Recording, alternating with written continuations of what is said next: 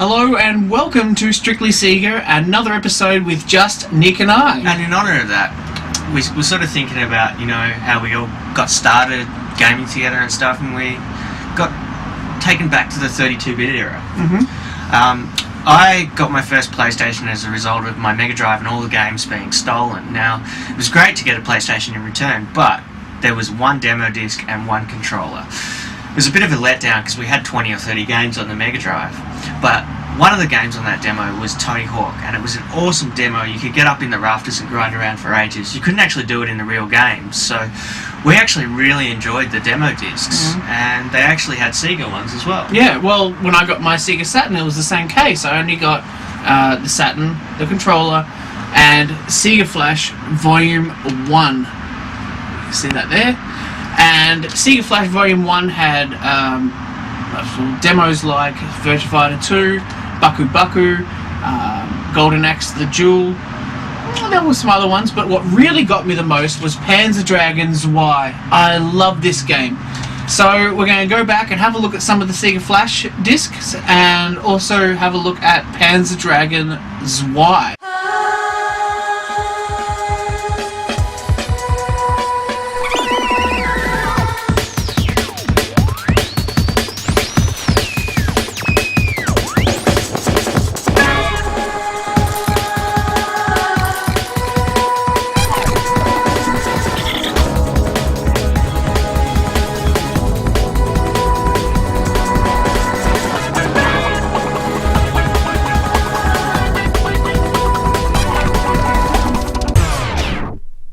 Alright, starting off with disc number 1. Here we go. So this was the first in the Sega Flash series. Where did you end up actually getting this one? I got this with the Sega Saturn itself. In box sort of thing? Yeah, it was in the box. And yeah, well, it influenced my opinion of what games I should get a lot, actually. There was a little brochure that came with it that had all the games that were being released at the time and stuff like that. But really, when you have a look at the booklet compared to actually owning the disc and seeing the games in action, the games themselves, seeing them in action, really influenced my opinion. So here we go with number 2. Knights. Gotta love Knights. Yeah. That version of soccer wasn't too bad either. One of my favourites, Athlete Kings. And Panzer Dragoon Zwei again. One of the things you'll notice with these demo discs is they do repeat themselves. Isn't it? Yeah, it's funny how it does that. They never did that with PlayStation. There was maybe 1 or 2 games that they put on a few demo discs, but they were all pretty individual. See, I think when a game wasn't selling too well, they put it on multiple discs, maybe to, in case someone missed it last time, or something like that, to maybe improve sales. Later on, you see they put a lot of footage of Sega Touring Car Championship. Yeah. I think because. And if you've seen our review of that, you'll know how bad it is. Oh, it's the worst driving game I've ever played on the Saturn, and there's some shockers on the Saturn too. Yeah. On the Saturn. Yeah. So this is the first set of graphics that they used. They actually, you'll see a bit later on, they've changed the graphics and put a little bit more effort into it in the later demo discs. But this blew me away when it first came out. This was quite impressive seeing, like multiple screens on once. I didn't know, you could do that. When you jump this from what I was using before that, which was a Super Nintendo, that was quite the step up. Yeah, definitely. Especially in 3D. There was one of those 3D things that you could do while you were playing music on the PlayStation. I think it was included in a demo disc. You'd put the demo disc in and then pull it out with the CD, and it had the virtualizer on the screen. It's like a 3D object. It was a dolphin or something, wasn't it? Yeah, I think so. Yeah. I mean, looking back at it now, it doesn't look that great, but at the time it would have been mind-blowing. So Sega Flash 3, as you can see here, this is 4. This is 4. I lost 3. I can't find 3 anywhere, so we've moved on to 4. So you can see they've changed the graphics up here and put a little bit more effort. But there's this strange thing where they seem to be having trouble with some of their televisions. It's like an old nightclub. It's been around a few years, and when you have 3 televisions in a nightclub and the middle one just isn't working, and they haven't bothered replacing it. It's a very strange thing to put in there. It's almost like Sega ran out of money and just went, oh, you know, that'll do. Ran out of money or effort. Yeah, a bit of both. Yeah. So this is 1, 2, 3, 4, 5, and we're having a look at Sonic 3D. You know, I'm a big fan of this game, aren't you, Nick? It's my most hated game on the Saturn. Sega Rally again. I don't know why they keep putting Sega Rally. I guess because it was a good demo, but that was a hugely popular game. If you hadn't played it by then, you know, you weren't going to play it really. Enemy Zero was on this disc. A little video of Enemy Zero. I think Toriko. We had a little demo of Toriko as well. No, it's all spinning a bit fast. I can't really. Oh, Wipeout. But Wipeout 2097 was on that too. It seems to be a very popular demo game because that the original version of Wipeout was on the PlayStation. I think it was on that first demo disc with Tony Hawk.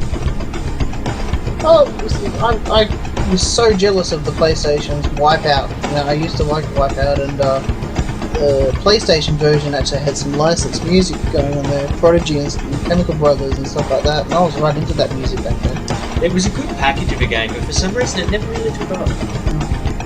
Step Slope Sliders. That's one of my favourites from the Sega episodes. Go back and check that one. That was fun to edit, yeah. Toriko, we haven't done that game yet. I don't think we're going to either. It's a good game, but I don't know, we did D, and that's better, I think. It's quite funny, you know, after all these discs, you think they'd fix the televisions, but they haven't. They're still broken. You can see as they move on, they just decided that was good enough and let's go for it. Yeah. And the last one, Volume 7. And I think by now, you know, they're just starting to flog all their, you know, their wares. You've got Sega Touring Car, you've got Steep Slope Sliders. I'm starting to think one of the reasons why they've got all these test screens in is because they figured out you couldn't have more than 4 videos playing at once on the screen, so they've just had to block out the other screens. Anyway, so that's the demo disc. On to Panzer Dragoon Zwei.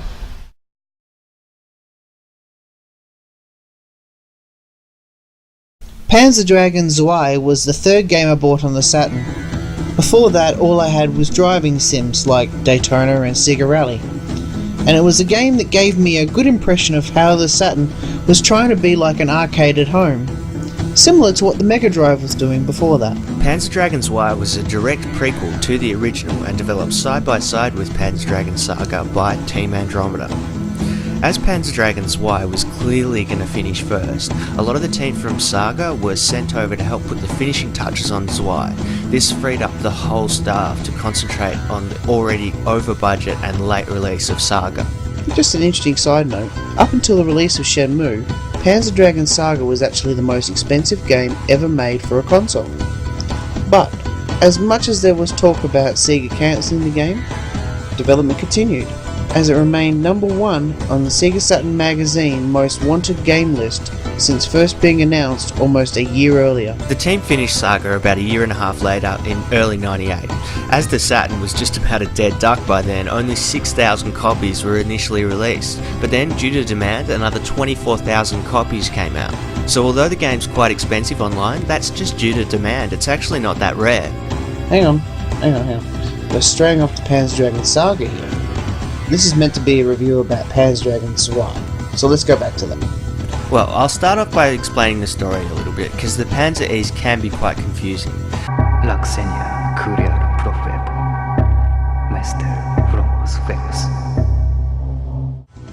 The story follows a boy named Lundi.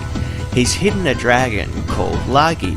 Lagi is a mutation of the other dragons used by the humans, as he has both wings and a glowing ball in his neck, which we later find out is used for shooting.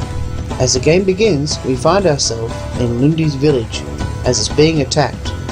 So we ride off along these rails, on a still undeveloped Lagi who can't fly yet, while we seek revenge on the Empire. Okay, so let's take a quick look at the controls before we start. They're actually quite intuitive in this game, especially the targeting system. It follows the original Panzer Dragoon and is also used in games like Orta and the Dreamcast classic Res. You have what is like a mouse pointer. You hold down a select button which highlights the targets and you release to fire. You also have a standard single shot laser gun and a new feature that wasn't in the original Panzer Dragoon called a berserk attack, where you build up a power bar and release it all in one lash of fury on your opponent, not always destroying them, but at least taking a good chunk of their energy away. Now the prologue in the first level is just running and learning the lock-on attack and the 4-directional 360 view. Sega have a tendency of doing this and using the first level just to teach you how to use the controls in the game. But right as you start feeling comfortable with the controls, you're witness to a great moment as Lagi approaches a sharp cliff and then jumps. Now at first it feels like you might have done something wrong or taken a wrong turn as Lagi is taking a nosedive, but before you know it, the wings open up and you glide to safety. It's a very impressive moment and one that can emotionally suck you in, but it's not until the third stage where Lagi is able to fly properly through the forest. And although you now have flight, there's still some time before you can take it into a wide open environment, as the forest feels fast but cramped. Might I add, the boss at the end of this level is one of my favourites. The game covers a series of stages with different paths that you can take during each run. It really adds to the replay value of the game, and although you can actually save in this version, it really isn't the sort of game you just finish once and put it away. You go back and challenge your high score and rating. Plus, it takes a little bit of time to figure out where all the forks are in the rails. Needless to say, the graphics are pretty amazing for the Saturn, but what stands out is the artwork. It's a mix of fantasy and sci-fi, and it just looks incredible.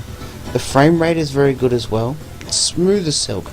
But yeah, it's definitely the artwork used in the game that stands out the most. It's very original, which is so less common nowadays. Even though the game isn't really that long, it is pretty rewarding getting through it, because it's a pretty difficult game all in all. And when you do get through it, you unlock Pandora's box. In there, you can visit any level, challenge your or anyone else's top score. There's also an option for changing the difficulty and a whole heap of other stuff. It's a good idea, but I really don't use it that much myself. I just think it's better to go through the game from the start.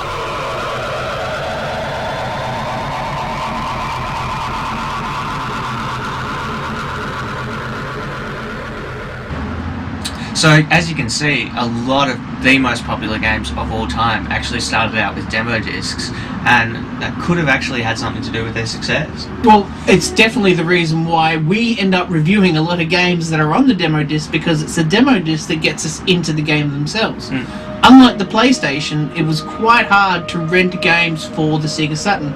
You had to make a very strong financial commitment to a game if you really wanted it. And unlike PlayStation that had shelves and shelves and shelves of it, you probably get maybe two shelves of Saturn games, you know. Now, as far as Panzer Dragoon Zwei goes, you know, a lot of people say Saga is by far the keeper and the soul bearer of the series, you know, but personally I think Zwei was more of my, well, to me, okay, is more of a fun game to play, you know, because it keeps it simple. Yeah. And it's still visually stunning, and that really is the trademark of this series. Original and very well done artwork. And I think you can get swept away in this almost better because it's a little bit easier, I find. Well, yeah, it doesn't take 60 odd hours to complete for starters. You can finish this game in less than 5. Yeah, but it's, I don't know, I enjoyed the storyline is far more, you know, normal. You know, this one really gets out there. But if you do get a chance to, jump on YouTube and check out the intro to this game. It is just mind-blowing.